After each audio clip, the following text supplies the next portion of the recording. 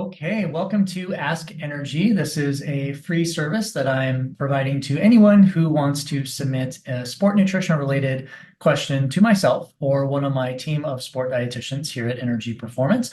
All you have to do is use the form that I will put a link to below this video, and you can submit any question you would like, and we'll answer it. I'm going to try to do weekly, depending on how many questions we get. But regardless, here is an Ask Energy question. Now, this question comes from Peggy, and her question is, what would you recommend for a 24-year-old college male cross-country and track athlete whose testosterone level has dropped significantly from a year ago? How can he improve that? So this is an interesting question because it's regarding testosterone in males. Now, what's interesting, first off, is the age, right? So usually testosterone, we don't see decreases in testosterone until about the mid to late 20s. So this is why this is kind of interesting to start with. Now, I will say this. When it comes to testosterone, one of my first questions was what other labs were done. So what I would recommend, if these labs have not been done first, I would definitely recommend getting a full testosterone panel. So that usually includes total testosterone, free testosterone, SHBG, sex hormone binding globulin, to start with. Now, those would be fantastic to get. Now, additionally, I would also recommend having a micronutrient panel, something that looks at zinc and red blood cell magnesium and vitamin D. Those will come in handy when I give my nutrition ideas here. Now, with all that said, definitely get the labs first because if you only go on total testosterone, that doesn't tell the whole story. You've got to know at least what free testosterone is at minimum.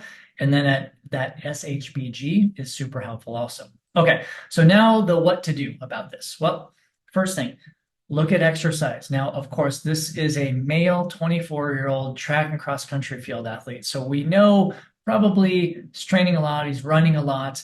When it comes to improving testosterone levels and exercise, yes, cardiovascular exercise is important, but strength training is even more important. So I don't know the specific training program for this particular athlete, but what I can surmise in working with a lot of track and cross country athletes in the past is usually, depending on the time of the year, strength training, time in the weight room is usually not prioritized. So I would definitely look at getting a very structured, periodized strength training program that will take your athlete through lighter, moderate, and heavier weights, depending on his season. That will help with testosterone production. Now, the second one is stress. I think a lot of times we overlook stress, right? We always say, oh, I'm stressed, whatever. When it comes to testosterone, when our body is too stressed and we don't know how to handle it, we don't have outlets to handling, whether it is something like meditation or deep breathing or any of these apps, these calm apps on our phones we can get, anything like that, what happens is an increase in cortisol. Now, cortisol can actually reduce testosterone. Cortisol is a stress hormone that gets secreted by your adrenal glands in times of stress. So if you don't know how to reduce stress, that could actually have a negative effect on testosterone. Also, on that point, remember training and exercising is a body stressor. So we have to balance this exercise with all other stressors to reduce or manage cortisol levels. Okay, the next one is sleep. Yes, sleep.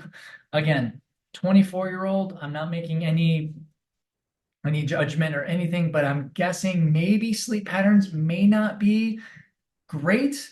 If they're not, what I would aim for is especially trying to get 8 to 9 hours of just solid sleep per night. Now, if we back up a little bit, what I would first recommend is setting a sleep hygiene schedule. So what this means is go about 2 hours from projected sleep time or bedtime and start to reduce technology, start to reduce blue light, try to maybe read books that are not on a tablet or electronic form, not to have a lot of computer time, right? Just getting into a more relaxed state. And then follow a certain routine. Like I brush my teeth at this time. I start to relax at this time. I'm in bed at this time, maybe reading a paper book at this time. The more we can have a schedule of sleep, the better. And that will set up for better quantity and quality of sleep. Okay, so now we get to the good stuff, the nutrition parts of how do we improve testosterone levels? Well, I'm referring to my notes because there's actually quite a few things we can do. The first thing is a no-brainer. low-hanging fruit, increase protein intake. Now, again, having worked with a ton of track and field athletes and cross-country athletes, sometimes they are more carbohydrate dominant in their nutrition plan. Now, again, carbohydrates are absolutely needed, but what I see sometimes is some deficiencies in protein. So we want to take step one nutritionally and make sure protein is adequate, not a high protein diet, not a low protein diet, not a ketogenic diet, not a carnivore diet, but adequate enough to not only support growth, development still, and sport needs, but also the improvement for testosterone levels. The second thing is looking at specific nutrients. Now, I mentioned those under the labs, but specifically what we're going for is trying to increase zinc in the body, trying to increase magnesium, and trying to increase vitamin D, those specific micronutrients. Why? Well, zinc, magnesium, and vitamin D are all linked to testosterone levels. So low zinc, magnesium, and or vitamin D can result in low testosterone levels. So have them measured first, but here's some foods that you can actually use to improve your zinc, magnesium, and vitamin D. Zinc-rich foods, we usually find it in shellfish, red meat, poultry, beans, and nuts. Magnesium we usually find in leafy greens, beans, lentils, nuts, seeds, and whole grains. And then vitamin D is pretty tricky, right?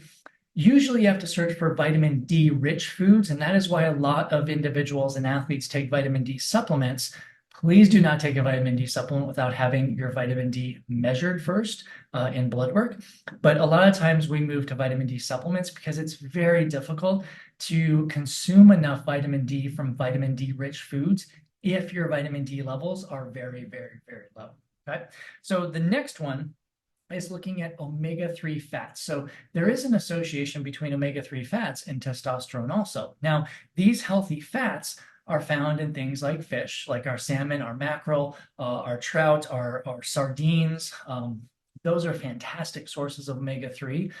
Again, not many people will consume as much of that as needed to actually get enough omega-3 fats in their nutrition plan, which is why usually a lot of people will go and supplement with fish oil or omega-3 or krill oil, right? Totally fine. But again, if you're thinking about doing that, make sure to have an omega-3 index test done first to see where your levels are at, because sometimes you may not even need to supplement with omega-3 if you are actually consuming enough in your daily nutrition plan. That's usually not the case for people, by the way. With all the tests that I've done on people and looked at the data, usually they recommend, or it is recommended that they consume some type of omega-3 supplement because most of us are fairly deficient in omega-3 fats. Now, lastly, there are a few foods that sometimes, like specific foods, not nutrients or categories, but specific foods that are kind of been called out to increase testosterone, and those are onions and pomegranates. Yes, there is some research behind those. I wouldn't put all my eggs in that basket. Will it help to improve or to increase the consumption of onions and pomegranates? Well, yeah, it'll help because you'll get different micronutrients, different antioxidants, different vitamins, minerals, and you name it. And maybe there's a positive effect on testosterone also. They're not secret weapons by any means, but those are two foods that you can actually increase in your normal daily nutrition plan that have a lot of ancillary benefits. Okay. Now, I guess last but not least also is reduce sugar intake, and added sugar intake is what I'm talking about. These are refined or processed sugars. Added sugars, you can find those on the nutrition facts label because there is a row that is just for added sugar. So you want to keep those as low as possible. Now, a young athlete, male cross-country track athlete, may consume a lot of sport nutrition products that have added sugars.